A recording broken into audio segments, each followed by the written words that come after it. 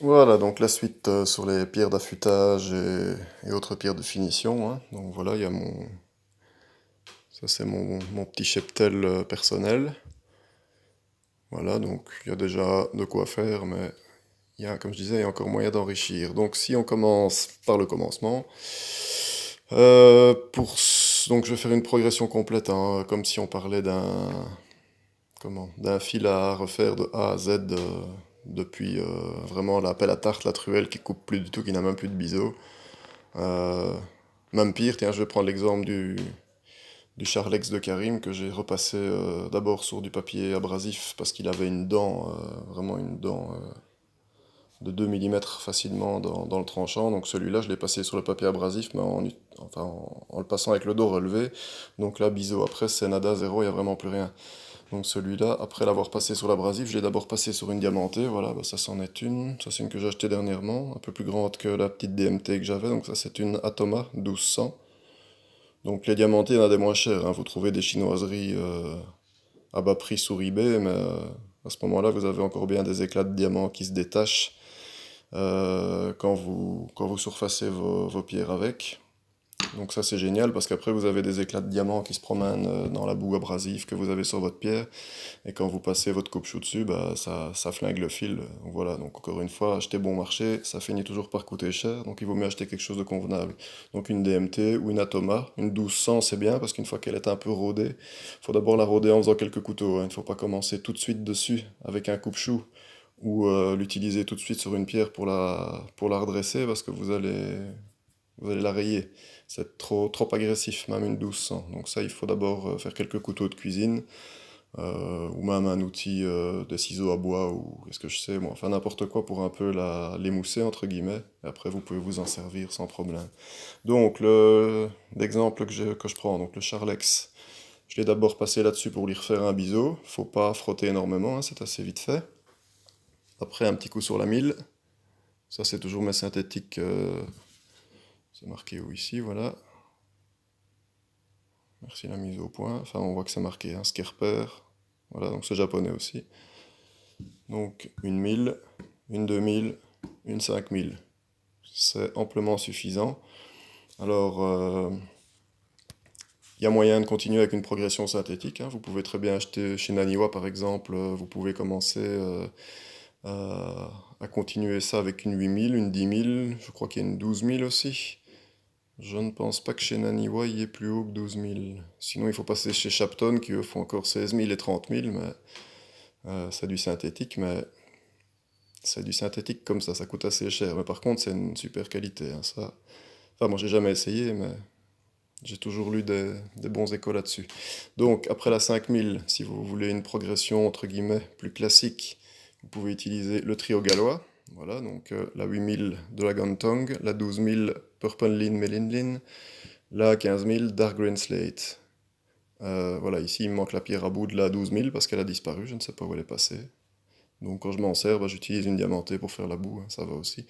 Donc ça c'est la progression entre guillemets euh, classique, quoi.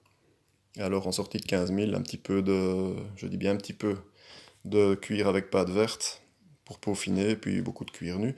On peut aussi en sortie de 5 000 passer sur le cuticule. Voilà, et alors après, soit de vous repasser un coup sur la 8 000, soit de vous sauter directement à la 12 000, 15 000, pâte verte, cuir. Voilà, donc ça c'est une progression plus traditionnelle, mais qui fonctionne très bien. J'ai déjà fait pas mal de fils, et j'en ai encore fait dernièrement en utilisant ça. Et ça marche très bien aussi. Ce que j'ai aussi, c'est ça c'est une BBW, donc une Belgian Blue Whetstone. Ça c'est un grid de 3 4 000 à peu près. Pierre naturelle aussi, hein, ça se voit d'ailleurs. Pierre naturelle, qui est le couvercle. Hop, voilà, aussi de chez Arden Coticule, hein, made in Belgium, avec son petit morceau à faire la boue. Alors ça marche pas mal, mais c'est lent. Moi c'est trop lent c'est trop lent à mon goût. Voilà, donc pour les coupes-choux, je ne m'en sers plus. Celle-là, je la garde exclusivement pour mes couteaux de cuisine, mais on peut s'en servir aussi pour les rasoirs, hein. Mes premiers, je les ai fait avec ça. Oui, ça allait, hein, ça, y a pas à dire, mais enfin, moi, je trouve ça trop lent. Donc comme ça m'énerve un peu, bah, je ne m'en sers plus. Voilà. Donc je vais bouger celle-ci, faire place aux suivantes.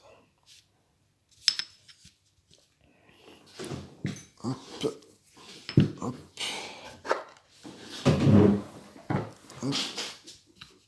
Voilà, donc... Alors la suite, les japonaises. Donc, voilà. Une progression encore possible. Donc ça, c'est une Shōnyama. Shōnyama, ça signifie... allez, c'est pas une mine, c'est pas un endroit d'extraction, ça veut dire pierre authentique de montagne. Ça, c'est la traduction à peu près exacte. Il y avait encore le cachet dessus quand je l'ai acheté, mais bon, comme je m'en suis servi, on ne le voit plus. Mais je ne sais pas de quelle mine elle vient, parce que le cachet de la mine était ici, il était encore très très très peu visible, on ne le voyait presque plus. Donc j'ai jamais su définir d'où elle venait, mais elle est très dure, hein. Donc ça c'est une 5+. Et alors le dessin, je sais pas si en approchant ça se voit plus quand elle est mouillée, mais le dessin un peu contrasté comme ça, avec cette couleur un peu brunâtre, et des petits points dessus, quand c'est mouillé ça se voit fort, on appelle ça du renge. Renge ça veut dire peau de poire. Parce que c'est vrai que si on prend une poire un peu mûre, un peu brune, ça rappelle un peu ça. Voilà, donc celle-ci elle a déjà une bonne taille, hein, voilà, par rapport à une synthétique, c'est 20 bons centimètres. Donc c'est une bonne dimension pour travailler. Alors, donc une progression possible, c'est d'utiliser mes synthétiques, par exemple. Alors après, vous pouvez passer sur la 8000 du trio ou sur le coticule, voilà. Et alors, en sortie de coticule, vous pouvez encore... Attendez, je vais faire un petit train, ce sera plus simple. Hop, hop, hop, hop, voilà. Donc, si vous voulez, vous pouvez l'utiliser 1000, 2000, 5000, 8000 ou coticule, 12000 du trio. Et en sortie de 12000, vous pouvez passer sur la pierre de finition avec simplement une pierre à bout, un tomo, comment on appelle ça? Tomo Nagura, ça veut dire pierre amie. Voilà, ici c'est un tomo Wakaza. Wakaza, c'est le nom de la mine dont il est issu, hein. Voilà, on voit directement, ça a encore un peu de poussière dessus. Donc ça donne une boue extrêmement fine, et ça travaille très très finement. Donc à ce moment-là, vous ne l'utilisez vraiment qu'en finition de progression classique, entre guillemets. Ça donne déjà un très bon poli. Donc voilà. Celui qui veut avoir un petit plus, et en sortie de cette pierre-là, je dirais que dans 90, 90 pour les Belges, en 90% des cas, il n'y a pas besoin de pâte verte, hein. Vous sortez de cette finition-ci, c'est directement un peu de canevas, mais encore c'est même pas obligatoire, du cuir, et c'est nickel, ça rase super bien, c'est très doux, enfin voilà, il n'y a pas besoin de se prendre le chou avec une pâte abrasive. Donc ça c'est une solution. Deuxième solution, ou progression plutôt, voilà, vous pouvez très bien aussi faire toujours 1000, 2000, 5000. En sortie de 5000, vous pouvez utiliser le coticule. Et alors après le coticule, vous utilisez ce qu'on appelle une préfinisseuse. Donc une préfinisseuse, c'est toujours une pierre japonaise, mais qui est moins dure que celle-ci, et qui sera un peu plus agressive, un peu plus abrasive. Donc, exemple, moi j'ai celle-ci, ça c'est un fameux pavé. C'est plus une pierre qui est destinée aux outils de charpenterie, donc ciseaux à bois et compagnie, ou au couteau. Donc ça c'est une Iwatani Koppa Karazu. Iwatani c'est la mine dont elle vient. Koppa, ça signifie que c'est un morceau brut qui n'a pas une taille régulière, ou qui est plus petit que les autres. Ça c'est encore une dénomination aussi. Et Karasu, c'est le dessin, ça veut dire corbeau en fait, un vol de corbeau. Donc c'est parce que les taches noires, si on est un peu poète, rappellent un vol de corbeau dans un ciel gris.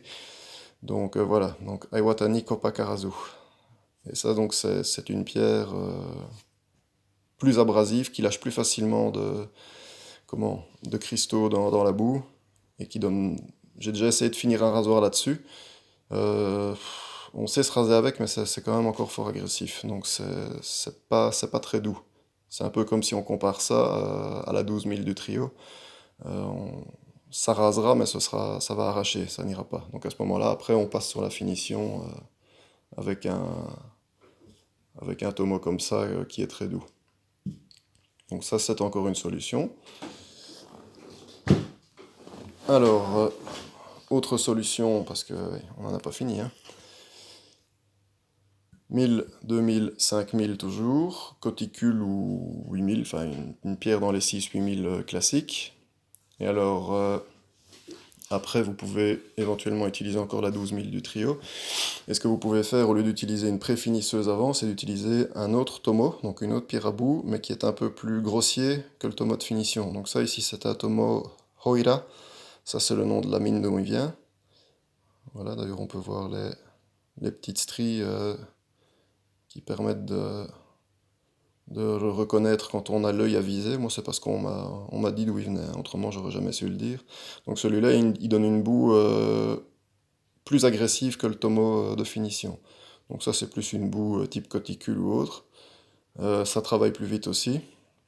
Et voilà, ça marche pas mal. Et alors, après celui-là, vous repassez toujours sur la même pierre de base avec un tomo plus fin. En fait, cette pierre-ci n'est qu'une base, et c'est les différentes pierres à bout que vous utilisez dessus qui vont donner la granulométrie de votre boue abrasive et du travail que vous ferez. Et ça peut paraître compliqué, mais une fois qu'on a un peu étudié la chose, c'est pas si compliqué que ça en fait. Et alors la progression que beaucoup connaissent aussi, donc ça déjà, là on peut oublier celle-ci. Donc vous partez toujours de zéro, hein. Vous passez sur une 1000, éventuellement la 2000, il y en a même certains qui la zappent, qui n'utilisent qu'une 1000 synthétique, et alors après vous utilisez toujours la pierre de finition de dureté 5 ou plus, il faut quelque chose de très dur, et alors vous utilisez ici les Asano Mikawa Nagura. Voilà, Asano c'est leur provenance, Mikawa Nagura c'est la progression à utiliser. Donc il y en a 3 ou 4. Moi ici j'ai les 3 premières. Donc ceux qui sont doués arrivent à les reconnaître en fonction voilà, ici des différents kanji. Moi j'ai mis un petit point noir au stiff. 1, 2, 3, c'est beaucoup plus facile. Donc la première c'est Botan. Voilà, donc en fait elles sont jaunes comme ça parce qu'elles sont scellées avec de la laque. La Kachu Lake, hein. Donc c'est une laque qui est faite à base de noix de cajou. Voilà, et en dessous, ça c'est la partie utilisable, donc qui est toute blanche. Voilà, donc celle-là donne une boue là-dessus. Euh, on estime que ça donne une boue avec une granulométrie entre 1000 et 3000. Donc ça ça peut déjà solidement redresser un fil. C'est une boue qui est assez abrasive, assez modelante. Et c'est pas fin du tout, hein. Et ça travaille assez vite. Aussi, les Asano travaillent très vite. Donc vous sortez de 1000 ou de 2000, hop, vous faites une boue avec celle-ci. Vous allez voir que la boue tourne au gris, parce que c'est encore assez abrasif, donc ça retire des particules d'acier de la lame. Donc quand vous avez fini de travailler avec celle-là, toujours en dilution, hein, pareil qu'avec un coticule, on dilue sa boue au fur et à mesure, et voilà, et on travaille gentiment. Après, vous allez bien rincer votre pierre à l'eau claire, vous passez à la deuxième. Ça, c'est Tenyu, donc c'est la deuxième dans la progression, donc qui est forcément moins grossière, toujours pareil, hein. Celle-ci, elle doit faire, je dirais, entre 5 et 8000, hein. C'est toujours assez. Il y a toujours une plage, une plage de granulométrie assez élevée, mais quand on s'en sert, ça marche très bien, franchement. La troisième, c'est Meihiro. Donc ça, c'est. Voilà, ça, c'est celle-ci, le kanji avec la dénomination. Et en fait, le cachet rouge, c'est celui comment, qui authentifie la provenance Asano. Donc s'il n'y a pas le cachet rouge dessus, c'est pas une vraie Asano Nagura. Parce qu'évidemment, comme toujours, il y a des contrefaçons tant et plus qui circulent. Donc quand vous achetez des bazars comme ça, il vaut mieux les acheter chez quelqu'un de sérieux, quitte même à les payer un peu plus cher, que de les acheter à la va-vite, à la sauvette sur eBay et de ramasser n'importe quoi. Parce qu'on vous vend parfois des machins tout blancs avec une espèce de comment de cachet qui ne ressemble à rien, et si ça se trouve, c'est un bête bout de caillou qui ne fera rien du tout, quoi. Il n'y a pas que les Asano, hein, il y a aussi les Shiro Nagura, si ma mémoire est bonne. Ça, c'est une autre marque, entre guillemets, mais qui a aussi son tampon d'authenticité. Et là, c'est pareil, il vaut mieux l'acheter chez quelqu'un de convenable. Donc, je récapitule, 1000, éventuellement 2000 synthétiques, et après vous passez sur la pierre de finition avec Botan, Tenyu, Meihiro, et alors vous pouvez aussi acheter une quatrième, mais que je n'ai pas, c'est la Koma Nagura, qui est encore plus fine que celle-ci. Là, c'est presque la pierre de finition, la dernière, entre guillemets. Mais celle-là, elle coûte nettement plus cher. Voilà, et en plus, elle est plus difficile à trouver. Donc, au niveau des prix, Bon, ici elles sont déjà, il n'y a pas de secret, hein. Ici elles sont déjà assez grosses, je vais dire au niveau volume, enfin ça se vend au poids en fait, hein, mais elles sont déjà assez lourdes. Donc pour un trio comme ça, vous en avez déjà frais de port compris pour 150 euros. Ça c'est la tape pour avoir quelque chose de valable. Il y a moyen de trouver moins cher si elles sont plus petites. Et voilà. Mais il y a moyen de faire une restauration complète, donc avec une simple ou deux synthétiques, une pierre de base comme ça, les trois Nagura ici, et alors toujours terminer avec un tomo fin comme celui-ci. Ça par contre ça coûte pas des 100 et des 1000. Mais là aussi il faut les acheter chez quelqu'un de correct, de certifié, pas chez n'importe qui, parce que sinon on vend sur eBay Tomo Nagura Finishing un extra for Straight Razor et compagnie, et en fait vous savez même pas ce que c'est, si ça se trouve le gars il a ramassé un bête bout de caillou dans son jardin, il va vous fourguer ça, quoi. Donc ça il vaut mieux éviter aussi. Voilà, donc ça c'est la finition entre guillemets la plus classique. Donc il y a moyen de jouer sinon avec différentes pierres. Voilà, celle-ci par exemple, ça c'est aussi une pierre moins dure, hein, elle est à peu près à 4 sur 5. Donc c'est déjà assez dur, mais c'est pas comme celle-ci. Ça on peut un peu l'apparenter pardon, à un coticule. Voilà, le cotis à côté. Mais elle est plus agressive et plus abrasive. Donc il y a un YouTuber assez connu qui s'appelle Kate Johnson, qui lui est une véritable encyclopédie sur les pierres japonaises et qui a dit ce genre de pierre-là. Donc ça c'est une Suita. Suita c'est la strate à laquelle elle a été extraite, hein. Donc c'est un type de pierre bien particulier. Et il dit ça donne un fil de coticule mais au stéroïde. Donc c'est nettement plus abrasif et ça travaille beaucoup plus vite. Voilà, donc celle-ci par exemple, ça c'est une Okudo Suita Sunashi Kanmaki. Donc Okudo c'est la mine, Suita c'est la strate où elle a été extraite. D'ailleurs, c'est un peu typique de ce genre de strate-là, c'est qu'il y a des petites inclusions, on appelle ça des inclusions toxiques dedans, mais qui ne changent absolument rien aux qualités de la pierre. Sunashi c'est la couleur, soleil, et Kanmaki c'est le mot qui désigne les cernes d'un arbre. Donc comme il y a cette espèce de dessin dedans, celle-là en fait je l'avais plus achetée pour son look qu'autre chose. En ayant vu les vidéos de Kate Johnson qui disaient qu'on pouvait aussi s'en servir pour les rasoirs, et je m'en suis déjà servi pour quelques-uns, et franchement ça marche pas mal, quoi. Pour reprendre un fil allez, en sortie de 5000 ici par exemple, vous passez là-dessus et après vous passez à la finition, et ça marche assez bien aussi. Voilà. Une autre pierre que j'ai aussi, ça c'est le même acabit que celle-ci, mais elle est plus petite, ça c'est plus connu comme nom, c'est une Nakayama. Nakayama Hazagi. Hazagi, ça veut dire. C'est bleu marin, quoi. Enfin, pas bleu marine, mais bleu, un peu bleu mer. Enfin, c'est toujours assez imagé poétique hein, chez les Japonais. Ça, c'est ma toute première, c'est pas mal non plus. C'est. Voilà. Elle est assez lourde, elle est assez épaisse aussi. Ça travaille bien, c'est pas mal. C'est un peu pareil, on va dire, ça se vaut. Ça, c'est deux pierres très dures, c'est des 5+. Et voilà. Donc pour les redresser et les surfacer quand le besoin s'en fait sentir, bon, on utilise la diamantée 1200.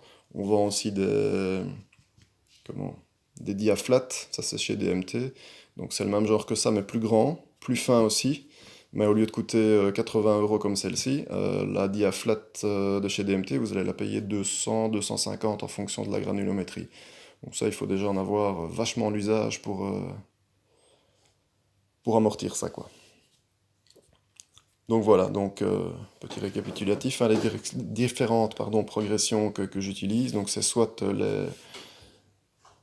les trois synthétiques ici, suivi du coticule et du trio gallois, ou des deux dernières du trio gallois en fonction, hein.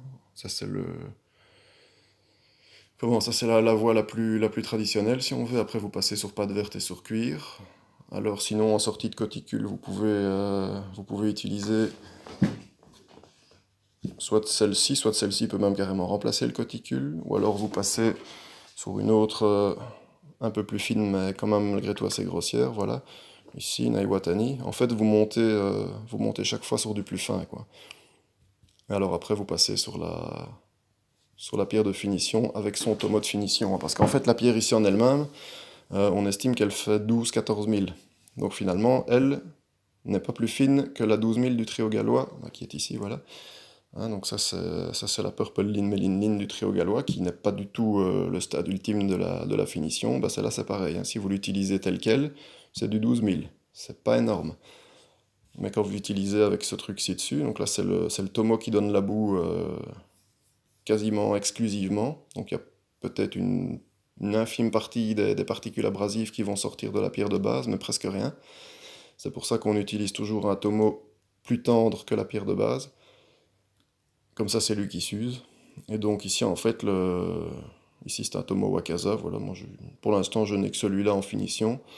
Et il fait vraiment un bon boulot. Et lui, au niveau finesse, d'après ce que j'ai pu lire ailleurs, on s'approche du 20 000, quoi. Donc c'est déjà très très fin. Alors un bon coup de cuir par-dessus ça, ça va nickel, quoi. Les derniers que j'ai fait avec ça, c'était des Philharmonica et je ne sais même plus. Ah oui, j'ai fait aussi pour Thibaut là, de chez Men Walker, je lui ai fait un Wed Butcher aussi dessus, en sortie de ce tomo-là, de cuir, et c'est parti, hein. C'est doux, ça rase bien, enfin, ça fait vraiment un bon boulot.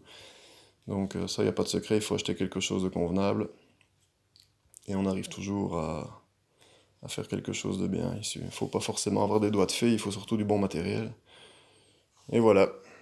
Donc bah, j'espère que ça vous aura quand même intéressé. Donc pour ceux qui veulent ou qui voudraient se lancer comment, dans les pierres japonaises, n'achetez pas n'importe quoi, hein. Demandez conseil à des gens qui s'y connaissent. Achetez chez des vendeurs reconnus. Hein, il y a notamment sur internet, vous pouvez trouver The Japan Stone.